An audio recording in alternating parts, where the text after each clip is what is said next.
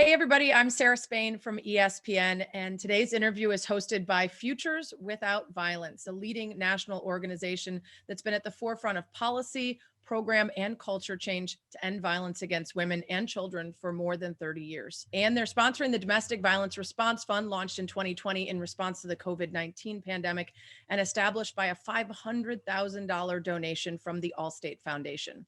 Today, I'm speaking with Valencia Peterson, better known as Coach V, founder and CEO of Open Door Abuse Awareness Prevention, whose mission is to support and empower youth to be agents of change by preventing abuse through a trauma-informed lens and promoting healthy relationships. Coach V, so glad to have you here today. I'm glad to be here too. Thank you for having me. Yeah, my name is Valencia Peterson. I am a domestic violence preventionist for young people, for youth. Mostly what we're doing is we're trying to get in front of the domestic violence, the sexual assault. We're trying to catch that before that even starts with our young people, in ways that's a little bit unconventional. We're coming up with creative ways to get to them before these things are started to be perpetrated within them or around them even. And you have your own personal story as to how you got inspired to do this work, right? Yes, definitely. When I was very young, I experienced my own trauma in my family with domestic violence in particular. My father killed my mother when I was very young. And little did I know, the effects that would have on me growing up. Now I'm getting the opportunity to clue my young people in a little sooner. And I really believe that if we do this kind of thing with our young people now, helping them to understand what makes them tick or why they might be feeling the way they're feeling in the midst of some of the trauma in their household, we can get in front of and help them as far as learning how to navigate their trauma. What are some of the particular challenges that the youth in your community are facing because of this COVID-19 pandemic? In the midst of COVID, what we're finding is that because schools are not operating normally, our girls, our kids are not getting away from the abusers that they're living with, right? But now we have young people dropping out of school. Okay, this is all COVID related, dropping out of school because the virtual learning is just not working for them.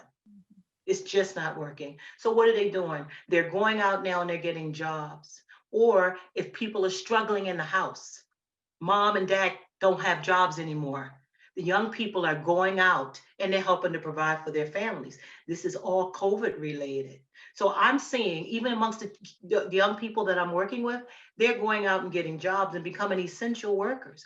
Some of them are holding down their schoolwork, but a lot of them are either leaving school, hurrying up and doing their school, and then going to a job that's considered essential. So they're there and there's no outlet there. So through word of mouth and through the schools, ODAAP is finding and creating spaces where we can give these kids the opportunity to have a safe place to come and be cared for and be mentored. And then we're talking about the abuse of it, all the more they're going to be out of that house.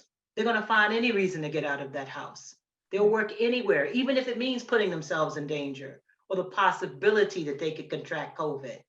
They need that space. I love the way that you approach things by being proactive instead of Yeah. reactive, because so much of our understanding of abuse and domestic violence and issues at home is limited to how we react to when we find out it's happening instead of understanding the root causes of it. And one of the Yes. things you do is the Coaching Boys into Men program developed by Mhm. Futures. So tell me about coaching boys into men and why it tries to get to things before they become an issue. Coaching boys and men, definitely. See, here's the thing. A coach, and I know again this firsthand, a coach has a very powerful platform. And coaching and sports in general is a beautiful platform for prevention because here you have a group of young men, ready to do whatever it takes to be that winning team, right? And listening to every word that their coach says, like it's everything. And here your coach brings in something about prevention and how to treat women. And this is a really, really important part of what we do on this team. It is embraced immediately. That's what we do on this team. You know what I mean? So you bring this program in, Coaching Boys and the Men, you get these young men to buy into that, right? And start, in so many words, preaching it, if you will, taking a stand in the hallway. So it's definitely a wonderful platform for prevention in that way, coaching boys and the men.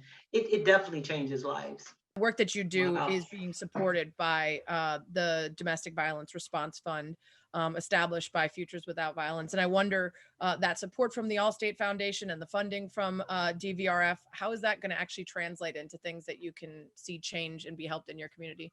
So we're very careful about where we start and where we put down our roots.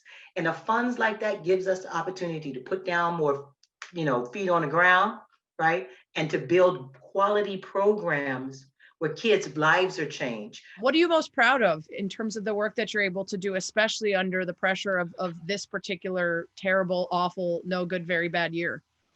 How about that? No good, Barry.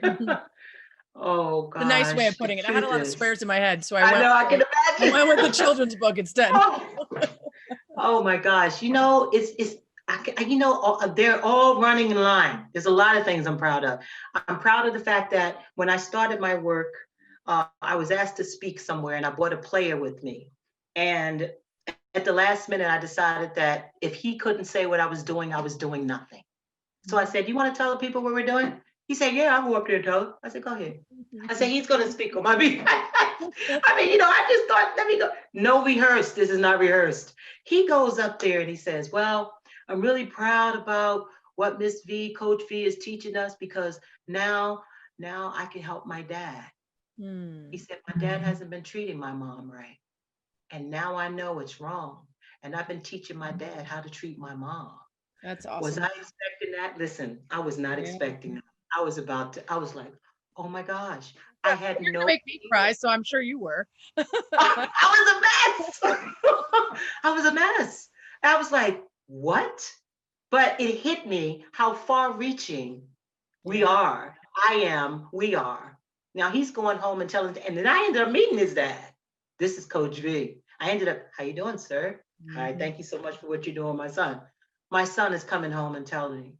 Yeah. And then the other thing I'm most proud of really is the fact that I've been able to do the work, that I have people around me that buy into ODAP in a way that they don't see it as a program. They see it as building a family. I'm proud to have people around me that want to be a part of a family, not a program. And I love that. Great.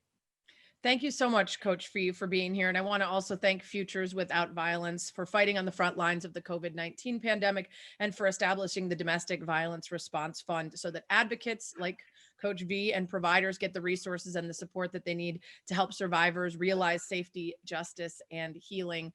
Because beyond the normal challenges we've all been aware of during COVID, there's the added challenge for those who are forced to live with their abusers. There's been a surge in domestic violence during the pandemic that jeopardizes the lives of millions of women and children and the most vulnerable among us, who have been sheltering in place with people who do them harm. We hope that you'll help us in joining them in solidarity and joining the advocates as well as the front lines continue working to support them. You can do that by texting courage to 41411 or going to the GoFundMe page, donate.futureswithoutviolence.org. Give what you can, tell your friends and family and others, encourage them to help as well. And together we can bring safety and hope and healing to survivors. Thanks so much.